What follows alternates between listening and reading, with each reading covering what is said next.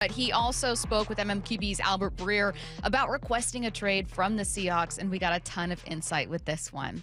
I'll start with the reason that he requested it. Again, it's a multi-pronged answer, Bump.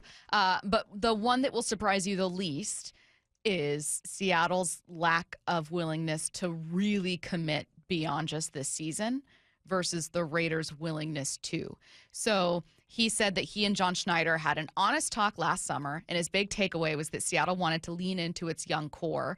While Schneider and the Seahawks did take what Albert Breer called a pretty significant swing at getting Smith to renew his contract, there was clearly a disconnect. The offer, says Breer, didn't make an exception to the Seahawks' general rule not to fully guarantee money in future years. So it was probably like Sam Darnold's contract. Guaranteed money's in 2025, and that's kind of it. It was well shy of where Smith's camp wanted to be an average per year, so his camp didn't bother to counter. What do you think of that? Was it fair for Smith to expect the Seahawks would change up their typical approach for him? It's fair for him to ask, but not for him to expect it. Because there's nothing that they've done over the course of John Schneider being there that indicates that they would be willing to step out of what they're comfortable doing, right? You got to pick up on negotiation traits and tactics, and that's just what they've done.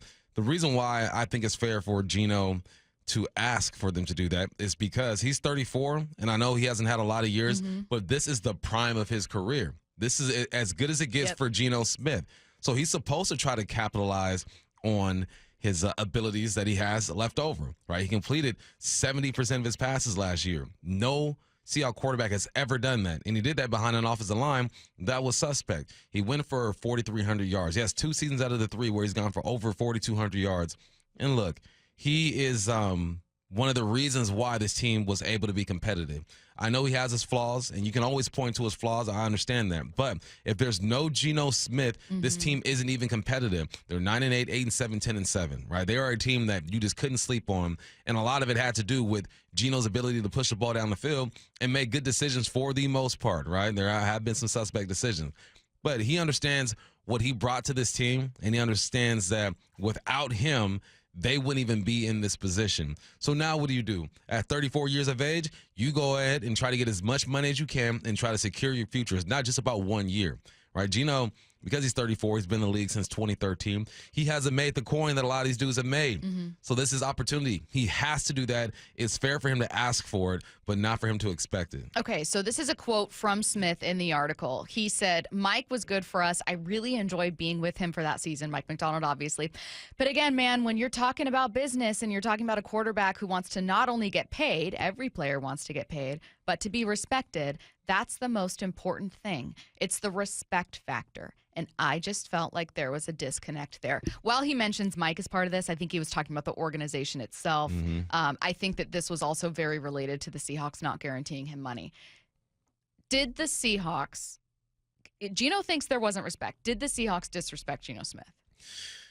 That's a big question. It is, I get it, man, but like it's easier to answer for some players. Disrespect would be, all right, we're going to give you $30 million. We're not going to offer you $40 to $45 million. I think Geno feels disrespected because they weren't willing to commit long term to him. But at the same time, I just pumped Geno up and said, look, these last 3 years, you wouldn't be in this situation without him. You can also point to his flaws now. If I'm the Seahawks, I'm looking at the red zone interceptions. I'm looking at 15 interceptions overall. I'm going to attribute some of these sacks to you. There are some things that you did that contributed to some of the shortcomings of this ball club. And now we're negotiating, and we're getting rid of feelings.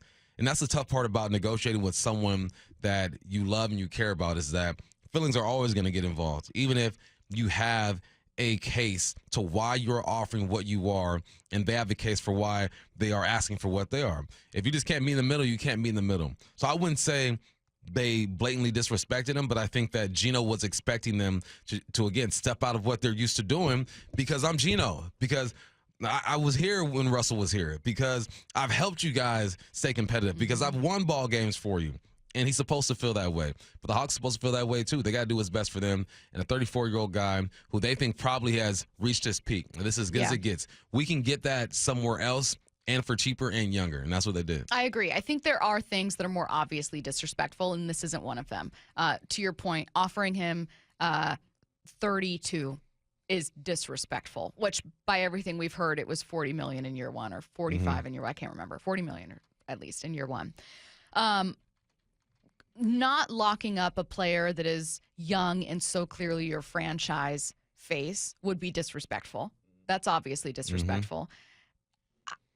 I think context from Geno's point of view makes this make sense. What Geno's saying is, for you to think that not only this year, but that next year you can easily replace my production is disrespectful. Mm-hmm. You don't have the number Is one it, overall though? pick. Well, from his point From of his view, point he's of view, looking yeah. around going, who do you have? Who are you going to get in here? You think a rookie is going to come in here? I know you're not going to have a number one pick, so you're clearly not bringing in Cam this year. You're not going to have a number one pick next year unless you take some massive swing on a trade. Who are you bringing in that's better than me is what Geno's thinking.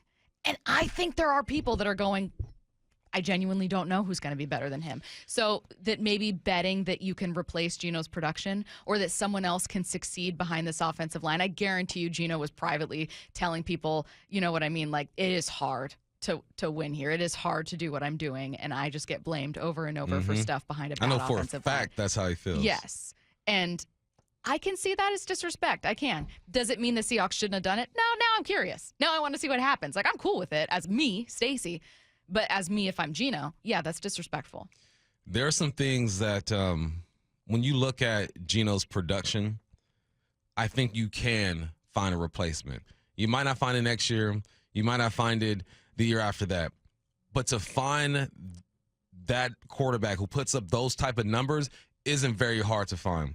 Geno's value comes in other places. Geno's value comes with how he handles the wins and the losses at the podium, how he will give you an opportunity to win. Geno can win ball games for you. You know, I'm asking Sam Darnold, I'm like, listen, he should only have to win like one game for you, 1 or 2 games for you. With Geno, it's fair to ask, Geno, we need like 3, 4, 5 of these games. You have to win for us. That's what he brings. And when you just look at the number, yeah, you can find that. But there are other things that Geno brought to the table that's harder to find. And the reason why it's harder to find is because Geno's been through some stuff. And we know that out of all sports, quarterback, in my opinion, the toughest position to play because you get all the scrutiny and you have so much more responsibility than any other position in sports, right?